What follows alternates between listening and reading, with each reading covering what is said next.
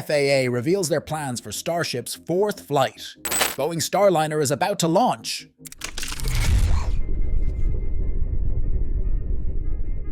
Hey, I'm Lucas. Welcome to the SpaceX community.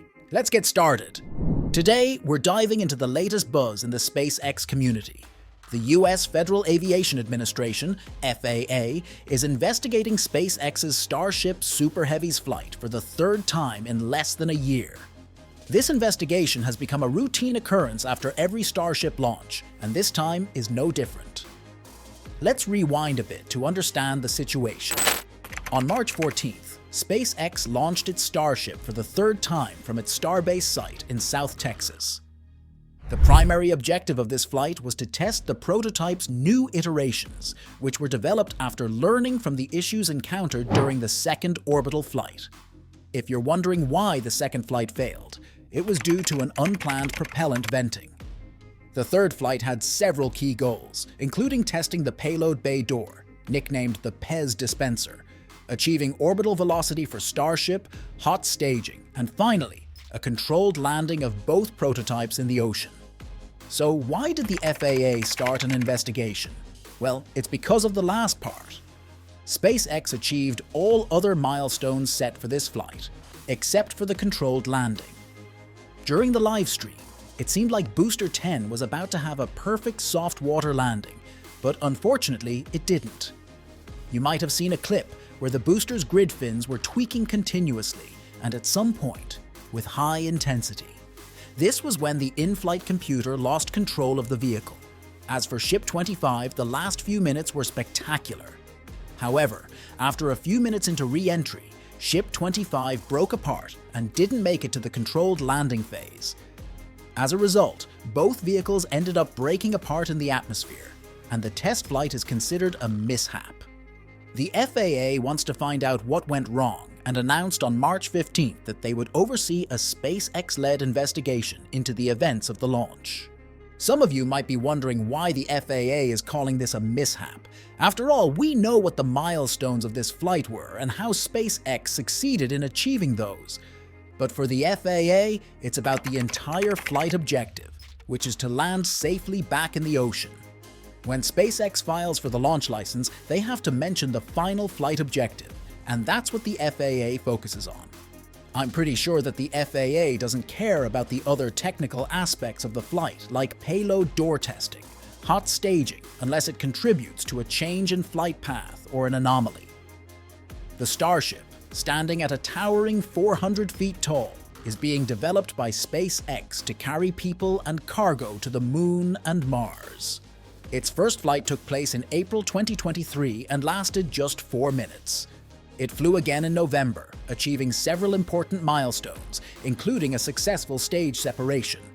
However, that second mission ended after just 8 minutes. The FAA oversaw SpaceX investigations into both of these flights. The first investigation identified 63 corrective actions that SpaceX needed to take before launching again, and the second found 17 required fixes. Given the progress made by Starship, the number of corrective actions required for the third flight is expected to be lower. For instance, the Super Heavy successfully completed its boost back burn after separating from the upper stage. However, it failed to execute its landing burn properly and broke apart about 1,515 feet above the Gulf of Mexico. The Starship upper stage reached orbital velocity and followed its planned coast trajectory, heading for a splashdown in the Indian Ocean. However, the vehicle was rolling slightly as it re-entered Earth's atmosphere and broke apart about 50 minutes after launch. As of now, it's unclear when the fourth Starship test flight will take place. The FAA will not consider granting a launch license until the current mishap investigation is over and SpaceX has implemented the required corrective actions. But we can safely assume that SpaceX will be ready to fly when it gets the green light. According to Siva Bharadwaj, a space operation engineer at SpaceX, they currently have 4 ships and 4 Super Heavy boosters built, with more coming off the production line as their Star factory continues to grow. These vehicles are slated for future flight tests, just like the one we discussed today. In fact, they static fired their next ship that's planning to fly and expect to test the booster as soon as the launch mount is free from the recent flight test. That's all about today's FAA update. We'll keep you updated on the FAA's investigation and the next orbital flight of Starship in the coming episodes. I'd like to quickly remind you to subscribe to our channel if you haven't already. We regularly upload informative SpaceX and space news videos that you won't want to miss. Be sure to turn on the notification bell so you're notified whenever we release new content. Another update to share with you all today is the Boeing's Starliner. You know how we've been eagerly waiting for the first ever astronaut launch of Boeing's Starliner capsule? Well, guess what? The countdown has officially begun. Boeing has started fueling up the Starliner, marking a significant step towards the much-anticipated launch. This mission, known as the Crew Flight Test, CFT, is currently scheduled to blast off in early May. And the launch site? None other than the Cape Canaveral Space Force Station, located on Florida's beautiful Atlantic coast. The CFT will send NASA astronauts Suni Williams and Butch Wilmore on a journey to the International Space Station, ISS. They'll be staying there for about 10 days, conducting various experiments and contributing to our understanding of life in space. The fueling process, which began on Monday, March 18th, is expected to take about 2 weeks. It's a meticulous operation conducted by a team of specially trained technicians, as well as fluids, propellant, and electrical test engineers.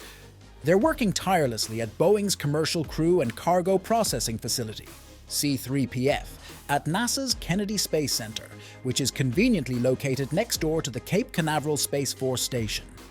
Throughout this operation, the team is closely monitoring the spacecraft, including its sensors and valves, as well as the environment within the C3PF. Safety and precision are paramount in these operations, and it's truly awe-inspiring to see the level of dedication and expertise involved. Back in September 2014, NASA awarded Boeing and SpaceX multi-billion-dollar contracts via its Commercial Crew program. Since then, SpaceX, led by the visionary Elon Musk, has already launched 8 operational astronaut flights to the ISS, as well as 1 crewed test mission. However, Starliner is yet to carry people. The Starliner capsule has launched twice to date on uncrewed test flights to the orbiting lab.